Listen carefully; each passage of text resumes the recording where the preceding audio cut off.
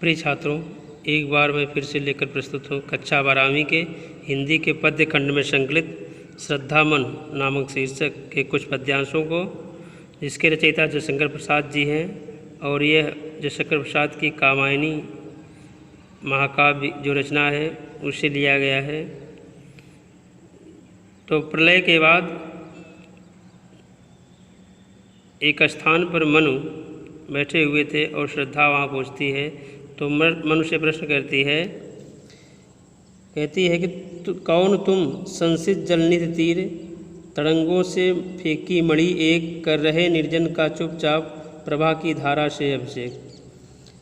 श्रद्धा मनु से प्रश्न करती है कि तुम कौन हो, तुम कौन हो, जिस प्रकार संसित माने संसार, जिस प्रकार जलनिध तीर, जिस प्रकार सागर की लहरें अपनी तरंगों से जो है मणियों को अपने किनारे फेंक देती हैं, उसी प्रकार तुम संसिति माने संसार, उसी प्रकार तुम संसार रूपी सागर की लहरों के द्वारा जो है इस निर्जन स्थान पे फेंके हुए हो।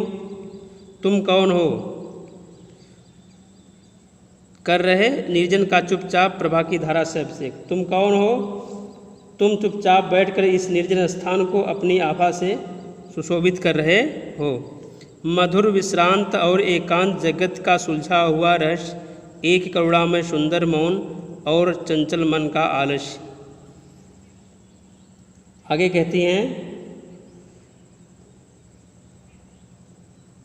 कि जैसे चुपचाप तुम बैठ कर इस निर्जन स्थान को अपनी शोभा से उसी प्रकार सुशोभित कर रहे हो, जैसे सागर तट पर पड़ी हुई मणि उसके निर्जन तट को अवलोकित करती है।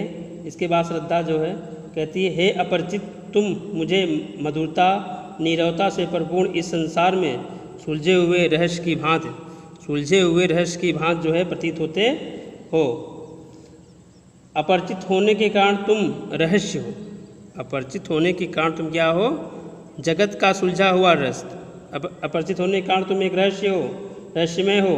फिर भी तुम्हारे मुख से जो है तो तुम्हारे मुख के भाव जो हैं तुम्हारे रहस्य को सुलझा रहे हैं। फिर भी तुम्हारे मुख के भाव तुम्हारे रहस्य को सुलझा रहे हैं। तुम्हारा सुंदर और मौन रूप, एक करुणा में सुंदर मौन, तुम्हारा सुंदर और मौन रूप जो है करुणा से परिपूर्ण है, और तुम्हारे चंचल मन आलस्य धारण कर लिए हैं। तुम्हारे चंचल मन जो है आलस्य धारण कर लिए हैं। सुना यह मनु ने मधुर गुंजार, मधुकरी सा जब सानंद, किए मुख नीचा कमल समान, प्रथम कवि का जो सुंदर छंद। तो इसमें जो है मन और श्रद्धा की प्रथम भेंट होने पर जो है जब श्रद्धा उनसे उसका परिचय पूछती हैं, श्रद्धा मन का जो है परिचय पूछती हैं, तो उनकी आवाज़ सुनकर, इन श्रद्धा की आवाज़ सुनकर जो है मन को भौरे के मधुर गुंजार के समान आनंद में प्रतीत होता है। यहाँ पे है सुना या मनु ने मधुर गुंजार, मधुकरी सा, मधुकरी माने भौरे के समान जो है वह आनंददायक प्रतीत होता है। फिर अपरिचित मन का परिचय पूछने के क्रम में श्रद्धा जो है लज्जावश जो है अपने किए मुख नीचा कमल समान, कमल के सदृश जो उसका श्रद्धा का मुख है उसको जो है वह नीचे धरती की तरफ जो है किए हुए है, और वह ऐसा प्रतीत हो रहा है जिसे देखकर मन को ऐसा आभास होता है जैसे कोई खिला हुआ कमल पृथ्वी की ओर झुका हो। मन ने कमल सदृश सुंदर दिखने वाले उसके मुख के नीचे मुख से निकले मधुर बोल आदि कवि के सुंदर छंद के से प्रतीत होते हैं। ये लिखा है कि ये नीचे मुकम्मल समाज प्रथम कवि का जो सुंदर छंद, उसका मुख जो इस प्रकार प्रतीत हो रहा है जैसे प्रथम कवि आदि कवि का जो है सुंदर छंद हो। एक झटका सा लगा सहर्ष, निरीखने लगे लुटे से, अचानक जो है एक झटका सा लगा उनको, और जो आश्चर्यचकित होकर जो है वे लुटे हुए के समान व्यक्ति के समान जो है उसके रूप को जो है देखने लगे। उस निर्जन स्थान पर जहाँ किसी के होने की कोई संभावना ना थी, श्रद्धा जैसी अनुपम रूपवती को देखकर मन आश्चर्यचकित हो उठते हैं और उनका मलिन मुख जो है निखर उठता है। गा रहा है सुंदर संगीत को तुवहल रह न सका फिर मौन।